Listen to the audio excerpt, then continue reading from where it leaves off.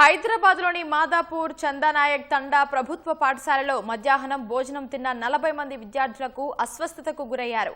ఉదయం బాగ్లింగంపల్లిలోని శ్రీరామ్ నగర్ మైనారిటీ గురుకుల బాలికల వసతి గృహంలో కూడా అల్పాహారం తిన్న తర్వాత 22 మంది బాలికలు అస్వస్థతకు గురయ్యారు. పూర్తి వివరాలు మా ప్రతినిధి రమ్యను అడిగి తెలుసుకుందాం.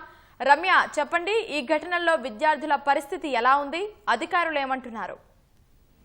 ఉదయం నుంచి కూడా ఏదైతే మైనారిటీ గురుకుల పాఠశాలకు సంబంధించినటువంటి విద్యార్థినులు అస్వస్థతకు గురి కావడం అనేది ఉదయం కొంత కలకలం రేపిందని చెప్పొచ్చు. ఈ రోజు ఉదయం బాగ్లింగంపల్లిలోని శ్రీరామ్ నగర్ మైనారిటీ గురుకుల పాఠశాల బాలికలు ఏదైతే ఉదయం కొంత అస్వస్థతకు గురి కావడం, వాంతులు, విరచనలు లాంటి లక్షణాలతో ఇబ్బంది పడుతుండటంతో మొత్తం 22 మందిని కూడా కింగ్కోటిలో ఉన్నటువంటి ప్రభుత్వ ఆసుపత్రికి తరలించారు. ఆ తర్వాత వాళ్లలో 9 మందిని కొంత మరింత ఇబ్బందికరంగా ఉంది వాళ్ళ పరిస్థితుల ఉద్దేశంతో నీలోఫర్ ఆసుపత్రికి తరలించి చికిత్స అందిస్తున్నారు. మరో 16 మందికి కింగ్కోటి ఆసుపత్రిలో నుంచి చికిత్స అందిస్తున్నారు. అయితే వీళ్ళందరికీ కూడా సెలైన్ లెక్కించిన తర్వాత కొంత మెరుగుపడినట్టుగా కూడా వైద్య ఆరోగ్య శాఖ సిబ్బంది, అదేవిధంగా కింగ్కోటి ఆసుపత్రి సూపరింటెండెంట్ అయితే తెలియజేశారు. ఇక తాజాగా మాదాపూర్ చందానాయక్ తండా ప్రభుత్వ పాఠశాల ఏదైతే ఉందో అక్కడ భోజనం తిన్నటువంటి విద్యార్థులు కూడా అస్వస్థతకు గురైనట్టుగా సమాచారం ఉంది. అయితే మధ్యాహ్నమే విద్యార్థులకి అస్వస్థతకు గురైనప్పటికీ కూడా కొంత ఆలస్యంగా సమాచారం తెలియడం అన్నారు. అయితే ఇందులో మొత్తం 44 మంది వరకు కూడా ఈ అస్వస్థతకు గురైనట్టు తెలుస్తుంది. అయితే దీనికి సంబంధించి మొత్తం 38 మందిని ప్రస్తుతం కొండాపూర్ ప్రభుత్వ ఆసుపత్రిలోంచి చికిత్స అందిస్తున్నారు.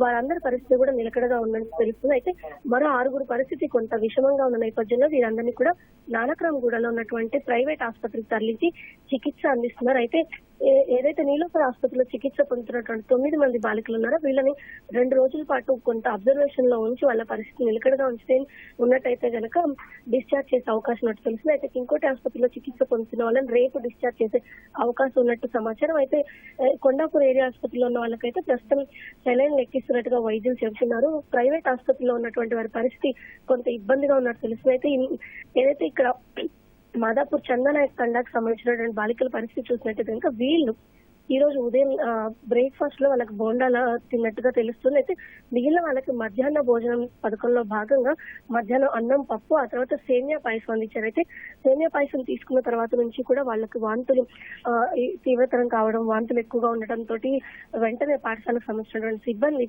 విద్యార్థులందరినీ కూడా కొండాపూర్ ఏరియా ఆసుపత్రికి తరలించి చికిత్స అందించారు. ఆ తర్వాత అక్కడి నుంచి 6 ప్రైవేట్ ఆసుపత్రికి కూడా తరలించి చికిత్స అందించారు. ఈ మొత్తం ఏదైతే విద్యార్థులు చికిత్స పొందిన పరిస్థితుందో దీనికి సంబంధించి రంగారెడ్డి డిఎంహెచ్ఓ కావచ్చు, హైదరాబాద్ డిఎంహెచ్ఓ ఇద్దరు కూడా పరిస్థితిని ఎప్పటికప్పుడు వైద్యులతో మాట్లాడి తెలుసుకున్నట్టుగా తెలుస్తుంది. అయితే దీనికి సంబంధించి ఫుడ్ పాయిజన్ అయిందా లేదా ఇతరత్ర కారణాలు ఏమైనా ఉన్నాయని తెలుసుకునేందుకు మున్సిపల్ విభాగం ఇప్పటికే ఆయా పాఠశాలల నుంచి విద్యార్థులు తీసుకున్నటువంటి ఆహారానికి సంబంధించిన శాంపిల్స్ కావచ్చు, అదేవిధంగా నీటికి సంబంధించినటువంటి శాంపిల్స్ కూడా కలెక్ట్ చేసినట్టుగా రంగారెడ్డి డిఎంహెచ్ఓ అయితే స్పష్టం చేశారు.